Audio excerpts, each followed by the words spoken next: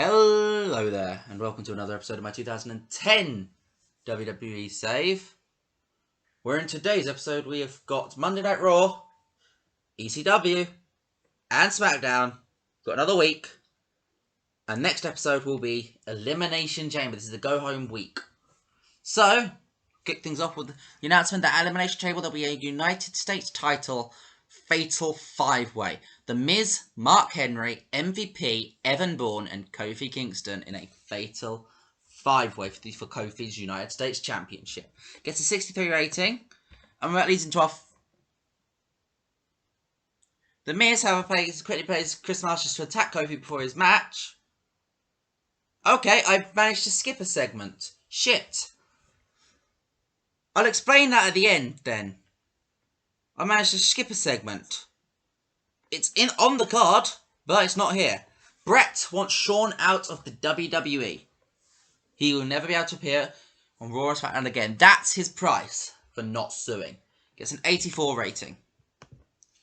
And then we get an announcement of a Gauntlet match on the Go Home episode before an Elimination Chamber. Of course, there's a Gauntlet match on at least one of the shows. That's just... Well, I don't know. I know it's not always been that, but that's just the easiest thing to book. 79 rating. Let's go. Triple H and Cody Rhodes start off, and Triple H wins first match with a pedigree. Gets an 82. Second match, he also wins with a pedigree. Third match, in comes John Cena, and the STF locks Triple H out. It's an 80 rating. John Cena then defeats Randy Orton with the Attitude Adjustment, the WWE Champion, before being laid out by Sheamus with the Bro Kick. Sheamus wins the Gauntlet match. We'll get the final entrance into the Elimination Chamber. And, oh, there's the match I thought I'd skipped. Evan Bourne and Kofi Kingston defeat the World's Strongest Tag Team when Kofi Kingston pins MVP with Trouble in Paradise. And Evan Bourne and Kofi Kingston are your new tag team champions. Kofi's a double champion. Kofi's got the US title and the tag titles. Oh, and Miz's attack earlier clearly didn't work. What did we get on this show? 75 decreases us a bit. It was a very match heavy show if you look at the end of it. Well, it's fair. They were better than most of the angles. Right, so let's move on to the next show. Of course, technically we have to look at the Monday Night Wars stuff, even though not much of a war though, is there? TNA was main evented by Sting and Jeff Hardy versus Mr. Anderson and Christopher Daniels and drew 255,000 viewers compared to our 3.3 million. Yeah, I think we won this week, you know.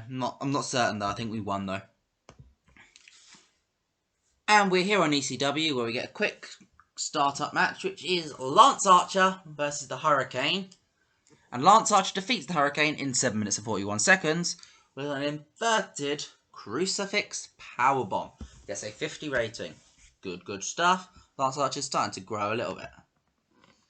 And then get a triple threat tag team match as Master and Student, Kenta and Kenta Kobashi, defeat the world's greatest tag team and the Kings of Wrestling in a triple threat elimination tag team match after the Kings of Wrestling went out first, then the world's greatest tag team after Daniel Bryan attacked Shelton Benjamin. It's 52. And then in the middle of the ring, Daniel Bryan makes Shelton Benjamin tap out to the Yes Lock. In the middle of the ring. That's the big... I'm not going to finish that.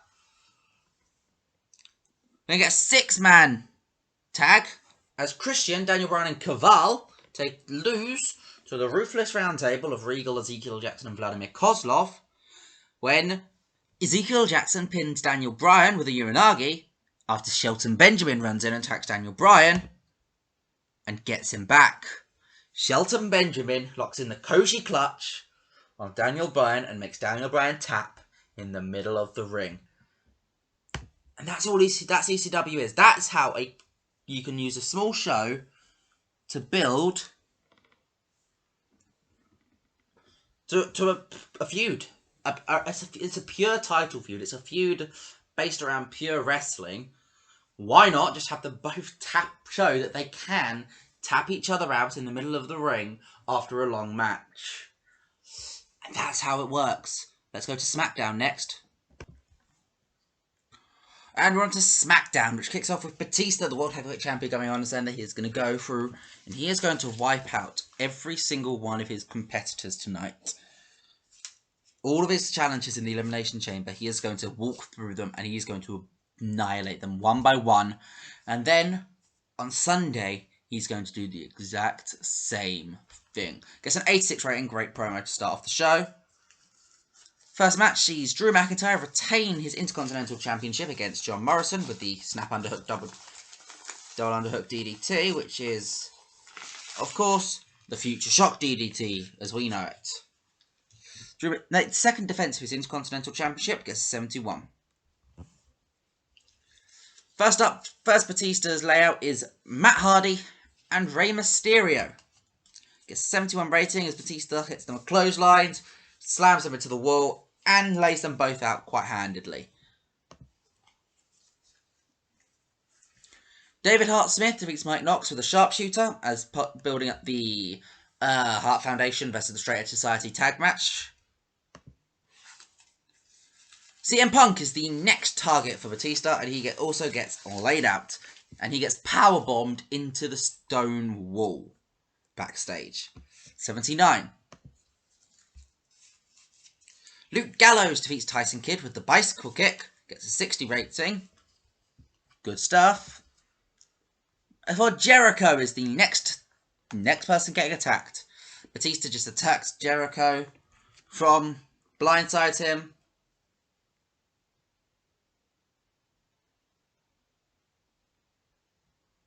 And just, yeah, pretty much just wipes him out, slams him into the wall, and leaves him lying. Tag team match here as FCW. FCW's AJ Lee teams with Mickie James to take on Natalya, and Beth Phoenix and Mickie James pins Natalya with the roundhouse kick. AJ Lee was the weak link, which you'd expect. She's from FCW, but she's got potential, obviously. R-Truth quickly rolls up Dolph Ziggler after a 12-minute match. They go back and forth, and R-Truth gets the win with a quick roll-up. 64 rating. Mysterio and Matt Hardy starting to are backstage. They're sat up now. They're recovered from their beatdown earlier, and they're just chatting, and they're like, we've got to work together in this chamber. We are the underdogs here. We have to work together if we want to stand a chance. Final two, yeah, we can duke it out, but we need to fight as a team. He has a 77 rating. And the main event sees The Undertaker.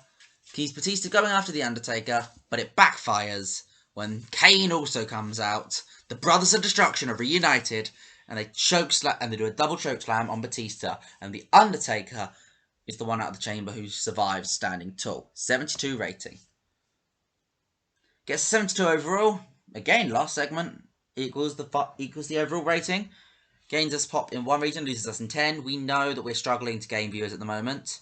But that's the end of this episode. I've been Ben Chapman. The next episode will be Elimination Chamber itself. So I'll see you then. Bye.